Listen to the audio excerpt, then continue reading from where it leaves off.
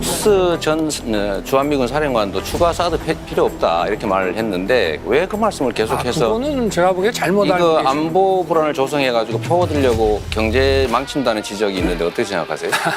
안보가 튼튼해야 주가도 유지가 되고 이 대한민국의 이 소위 말하는 어떤 국가 리스크라는 것이 이제 주는 거고요.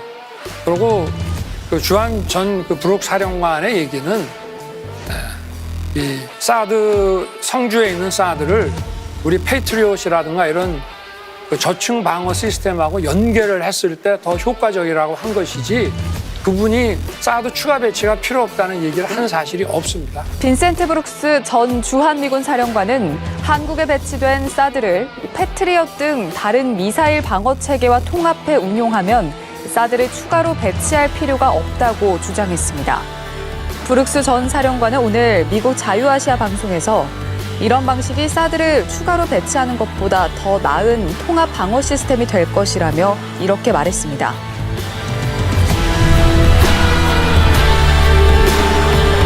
저는 52시간도 폐지한다고 하고 아니 뭘 좀 정확히 알고 최저임금도 나오셔야 잠깐만 되는데. 계셔보세요. 그리고 최저임금도 폐지하자고 하고 5인 저 미만 폐지- 사업장 적용은 시기상조라고 하고 아니 저는- 정확하게 알고 나오셔야 되는데 정확히 말씀해 저 보세요. 최저임금제 폐지 얘기 해본 적도 없고요.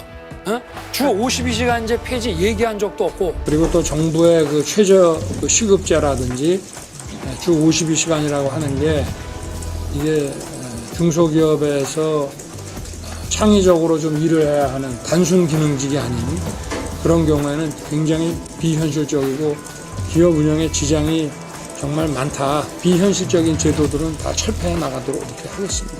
네.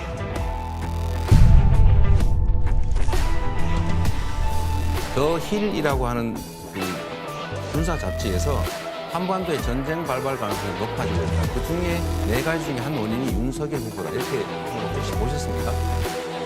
외국에서 그렇게 걱정하고 있어요. 저자는 국제 정치학계에서 거의 인정받지 못하고 엉뚱한 얘기하는 분으로 유명한 분인데 네. 이런 대선 토론에서 그런 분의 글을 인용한다는 것이 참 어이가 없습니다.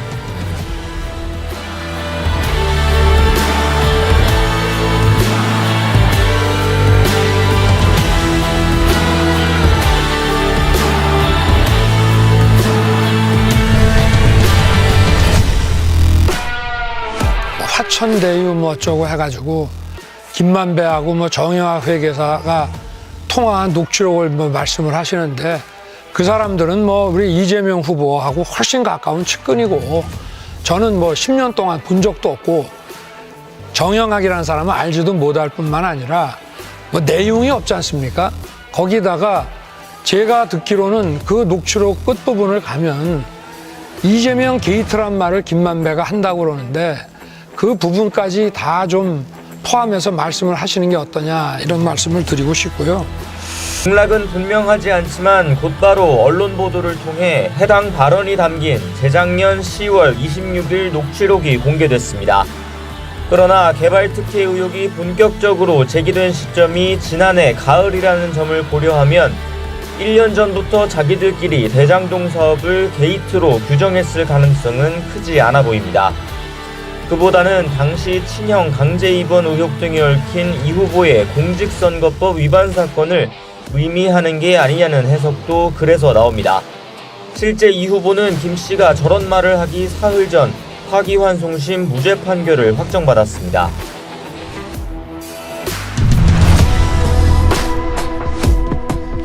경제를 고민하시면 정치 보복하겠다. 또 예를 들면 뭐 검찰 이렇게 키워가지고 어떻게 진짜 뭐 겁을 뭐라더라 국물도 없다 이런 소리 하면서 이 국민들 갈등시키고 증오하게 하면 이 민주주의의 위기가 곧 경제의 위기를 불러온다는 말씀 드리는데 동의하십니까 혹시? 그 제가 안 한 얘기를 저렇게 됐습니다. 거짓말을 그러면 하시니까 네, 그건 나중에 그런 확인하기로 식의 하고요. 뭐 저게 대장동 사건이라는 것은 이거 한 건이 아니고 바로 이재명의 민주당 세력들이 어떤 사람들인가를 상징적으로 보여줄 것입니다. 지금부터는 저런 부패한 세력들을 26년간 상대해온 제가 국민의힘에 들어오지 않았습니까? 지금부터는 국물도 없습니다. 국민의 재산을 약탈해가는 이런 세력 국물도 없습니다.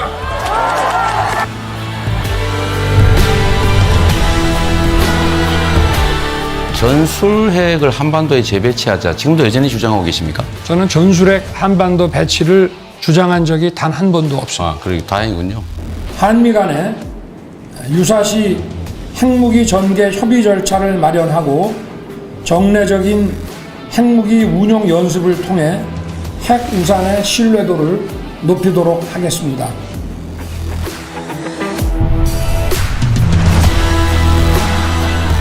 그 부산저축은행 일반 대출인데 다른 건 기소하면서 그 외에 이 대장동 대출만 봐줬습니까?